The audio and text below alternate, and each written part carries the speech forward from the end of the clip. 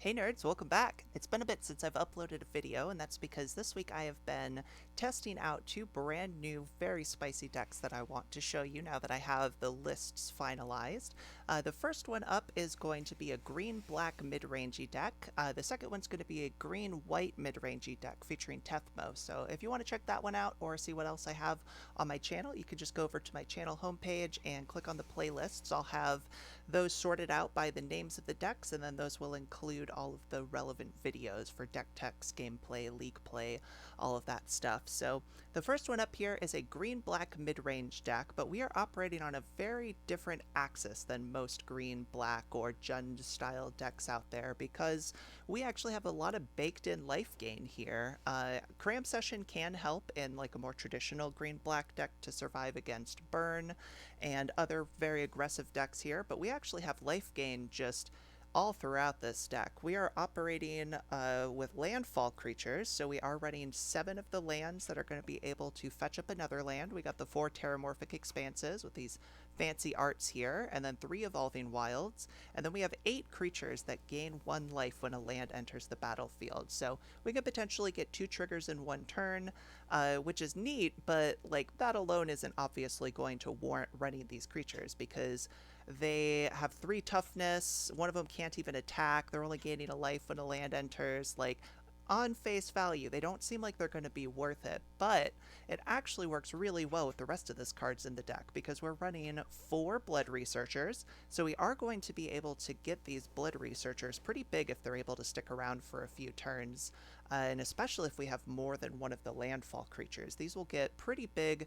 pretty quick, but unlike a Soul Sisters deck that's running this, most of our creatures have at least 3 toughness, so we're going to be much more resilient against fiery cannonades. We are going to be much more resilient against even stuff like electrickery and just all of that stuff because we have much higher toughness creatures than in like a Soul Sisters deck, and we have more life gain built in than a more traditional green-black deck. So the other life gain cards that we have in here, we have only 2 Essence Wardens because these are going to die to a lot of things. We're not running like a ton of creatures, but it is nice to be able to get some more triggers sometimes. So I have included 2 of these Essence Wardens. Feels pretty good.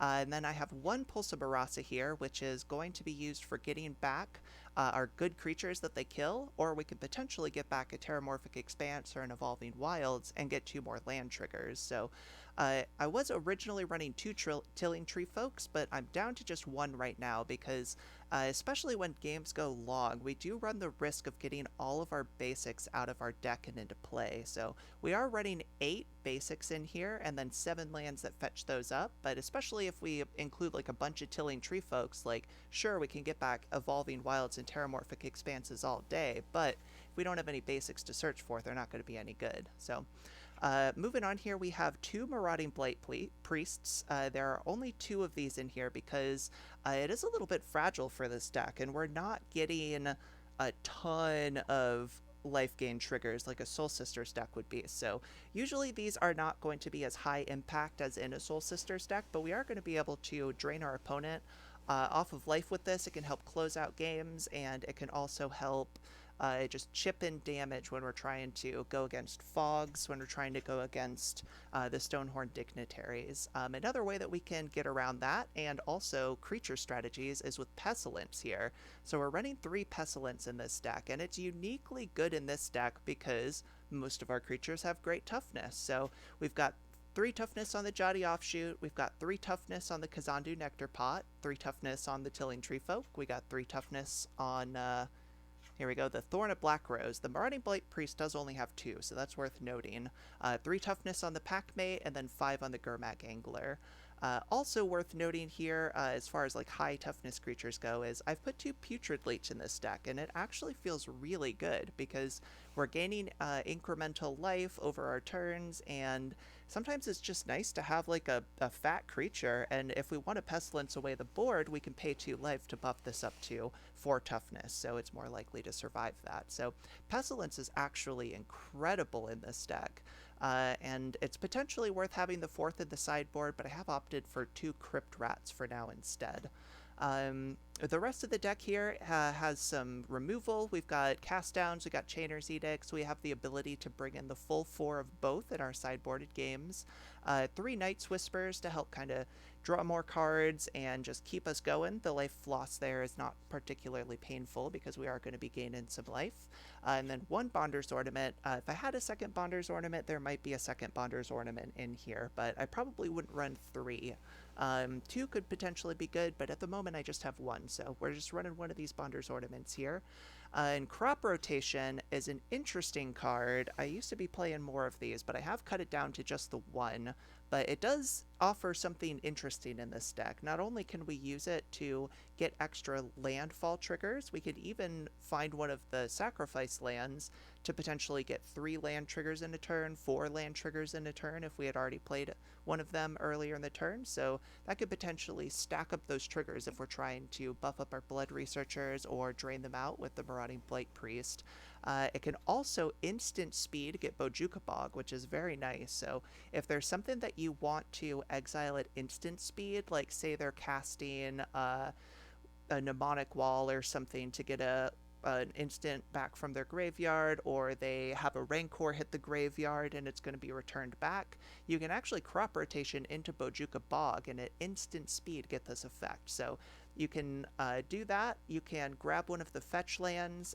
Potentially, if you're really desperate, you can grab one of the bounce lands because it's not going to ramp your mana, but it's going to allow you to hit 1 more land drop like in the long term than you otherwise would have. So the last thing that we can do with Crop Rotation is we can grab our Mortuary Mire, because this deck really wants to have like Blood Researcher stick, it wants to have Gurmag Angler stick, Putrid Leech for the beatdown, so potentially Mortuary Mire at instant speed even, we could do it at our opponent's end step and they wouldn't even know we're going to be getting one of our creatures back. So was running more than 1 Crop Rotation, but I have cut that down because like it's a cool card, but it's definitely not something you want to be seeing in multiples unless you have like a very statistically improbable hand where that would be good.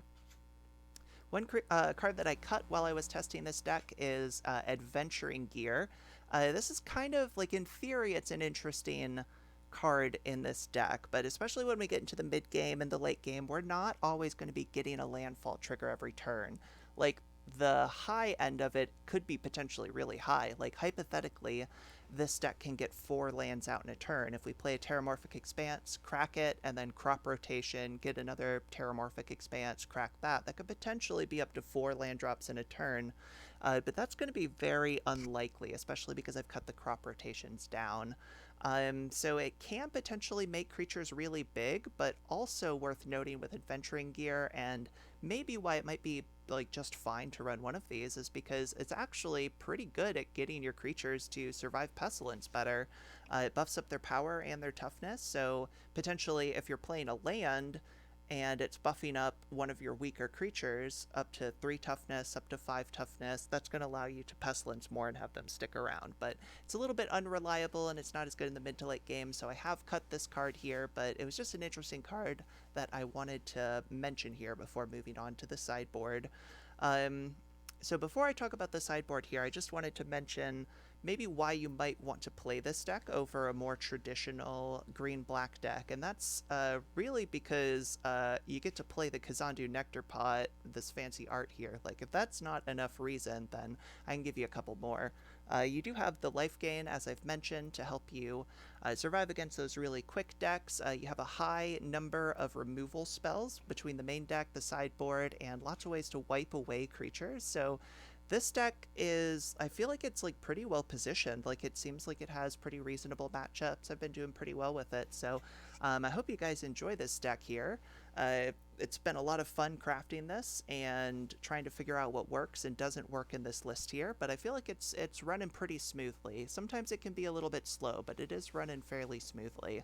So over in the sideboard here, we have our extra removal spells, Chainer's Edict, Cast Down, and Crypt Rats here.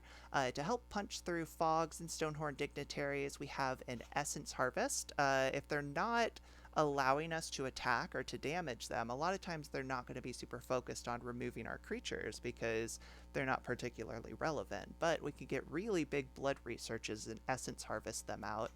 I have put in a third Marauding Blight Priest. Like, this might actually, it may just want to be like another Essence Harvest or something, because Marauding Blight Priest is a fairly fragile creature, and we're not going to be getting insane value off of like dozens of life triggers, you know, over a couple of turns.